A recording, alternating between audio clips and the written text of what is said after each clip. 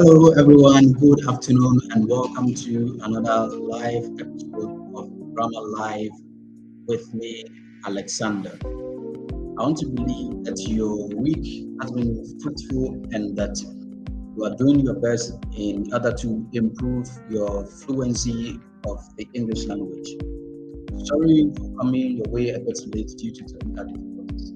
Now, as always, just as I've always been telling you, I'd like you to share the links with your friends, your family, your questions, your contributions come in. Invite them, tell them that Grammar Live is on and they should just join to have a wonderful experience and improve their fluency and the usage of grammar. So send the links with them, invite them in as we have another wonderful time with Grammar Live.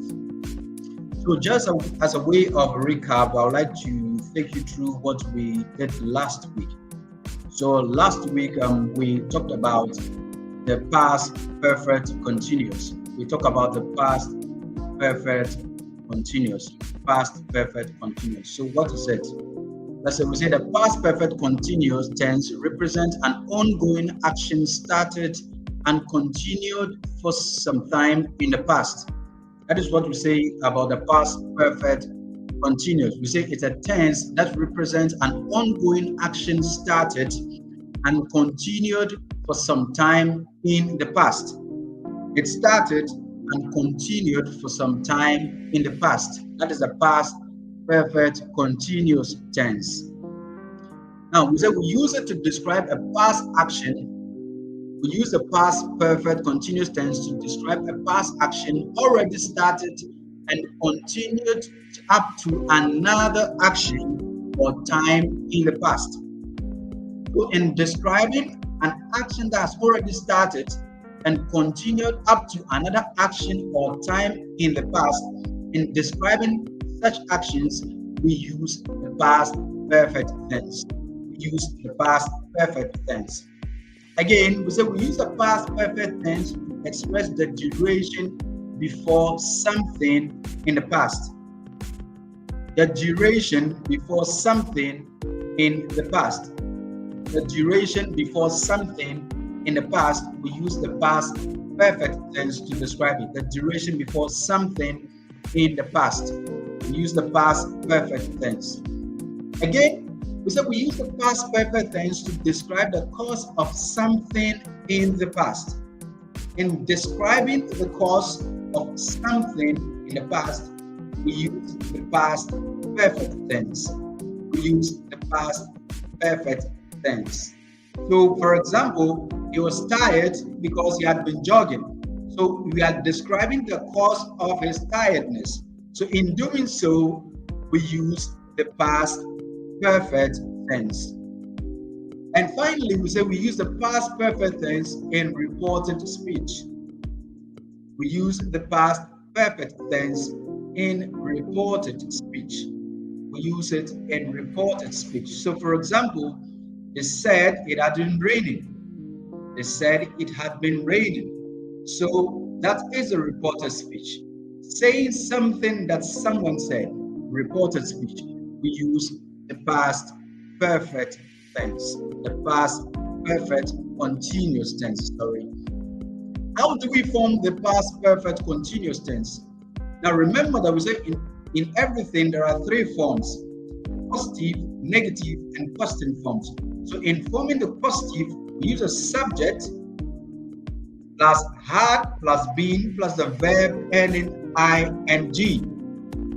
Subject plus had plus been plus verb ending ing plus verb ending ing. For negative, we use a subject plus had not or hadn't plus been plus verb ending ing plus verb ending ing. And finally, for the question forms, we say had plus subject plus been plus verb ending ing with its complement. That is how we form the past perfect continuous tense. Now, in today's episode, we want to talk about the simple future tense. The simple future tense. But before we dive into it, I'd like to again encourage you to share the links with your friends. If your questions, your contributions come in, tell them Grammar Live is on, that they should join and send in their questions, comments, and contributions as well. So, the simple future tense. What is it? How do we use it? How do we form it? That is what we want to look at in today's episode. So a simple future tense is a verb tense expressing an action that has not yet happened. So a verb tense expressing an action that has not yet happened, or a state that does not yet exist, but expected to happen or exist. So when we talk about the simple future tense, it's a verb tense that we use to express an action that has not yet happened. That is why we call it future. It has not yet happened. It has not yet happened. Future. So in expressing an activity or a state that does not yet happen or does not yet exist, we use the simple future tense to describe such an action or such a state. A verb tense expressing an action that has not yet happened or a state that doesn't yet exist but expected to happen or exist. That is what we refer to as the simple future tense. The simple future tense. We use the simple future tense for actions decided at the moment of speech. So in talking about an action that is decided upon at the moment of speech, we use the simple future tense. An action that is decided upon at the moment of speech, we use the simple future tense. For example, I have a toothache. I have a toothache. I will take some medicine. I have a toothache. I will take some medicine. So in this case, you are deciding or taking an action at the moment of speech. So in expressing such a situation, we use a simple future tense. The simple future tense for actions decided at the moment of speech. Actions decided at the moment of speech. We use the simple future tense. Again, in talking about or in describing unplanned future actions, we use a simple future tense. So we use a simple future tense to describe or to talk about unplanned future actions. Actions that you've not planned for but will happen in the future. In describing them, we use the simple future tense to talk about it. For example, Winter will come soon. Winter will come soon. So for unplanned future actions, we use the simple future tense to talk about them. We use the simple future tense to talk about them. Again, we use a simple future tense to talk about offerings, request, promise, ordering, or threatening. So in talking about offering, requesting, promising, ordering, or threatening, we use the simple future tense to talk about that. A classical example is if your child or your brother did something and you want to threaten the person, you use a very common phrase, I will beat you.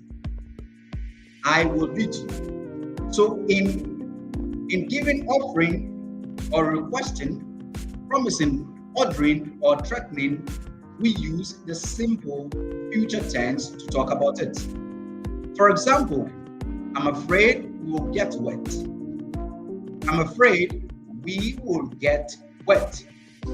I'm afraid we will get wet.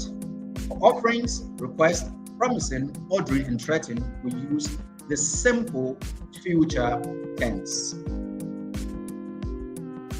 Again, for unpreventable actions in the future, for actions that we cannot prevent, and in describing or talking about such actions, we use the simple future tense. Actions that we can't do anything about, actions that we can't stop, actions that we cannot prevent. In describing such actions, we use the simple future tense to describe or to talk about them. For example, the sun will rise soon. The sun will rise soon. And the sun rising is one thing that we cannot do anything about. We can't prevent the sun from rising. So in doing so, or in talking about such a situation or such an action, we use the simple future tense to do that. We use the simple future tense to describe or to talk about an unpreventable action in the future. An unpreventable action in the future. Again, we use a simple future tense with conditional, time, and purpose clauses. We use the simple future tense with conditional, time, and purpose clauses. So for conditionals, if. So when I arrive at home, I will call you. When I arrive at home, I will call you. So if you want to use the simple future tense, we use them with conditional, time, and purpose clauses. Purpose clauses. We again use a simple future tense for thoughts, predictions, assumptions, fear about the future. So anytime you want to express thoughts, predictions, assumptions, or fears about the future, we use the simple future tense. We use the simple future tense to express or to talk about thoughts, predictions, assumptions, or fears about the future. For example, I promise I won't tell this to anyone. I promise I won't tell these to anyone. So for thoughts, predictions, assumptions, and fear of the future, we use the simple future tense. How do we form the simple future tense? Now remember, there are three forms: positive, negative, and question forms. For the positive, we use subject plus will plus the base form of the verb. That is the infinitive without to, the base form of the verb. So in order for us to form that positive form of the simple future tense, we need to have a subject, and here we say the subject is the one doing the action plus will plus the base form of the verb. For example, I will go to Thailand. I will go to Thailand. That is the positive form. I will go to Thailand. For negative, we use the subject plus will not or won't plus the base form of the verb. Subject plus will not or won't plus the base form of the verb. For example, I will not go to Thailand, or I won't go to Thailand. And finally, for the question forms, we use will plus subject plus the base form of the verb. Will plus subject plus the base form of the verb to form the question form. So, will you go to Thailand? Will you go to Thailand? Now, there's one important thing that I want you to keep in mind before I bring today's episode to an end. That is a special contraction, going to. Now, we use going to talk about the future as well. We use going to talk about the future. So we say in the future with going to is used to express events you have already planned in the future. Now, if you pay attention, you'll notice that in talking about the future tense, most of the things we talk about are unplanned. So in talking about planned activities, events in the future, we use a special contraction or construction going to talk about them.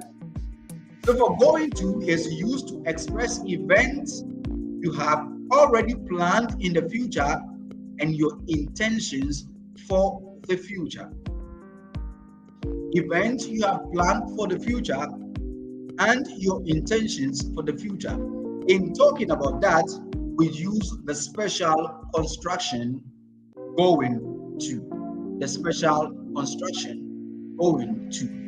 So as a way of summary for today's episode, we say for the simple future tense is a verb tense expressing an action that has not yet happened or a state that does not yet exist but expected to happen in the near future. This brings us to the end of today's wonderful episode of Grammar Live with me, Alexander. Thank you so much for making the time in joining in this episode. I'll kindly encourage you to share the links with your friends, keep your questions and your contributions coming in, and make a date with me next week, Thursday at 13 hours GMT for another wonderful episode of Grammar Live with me. Till then, continue practicing and always remember that with grammar, you will speak better. See you next time.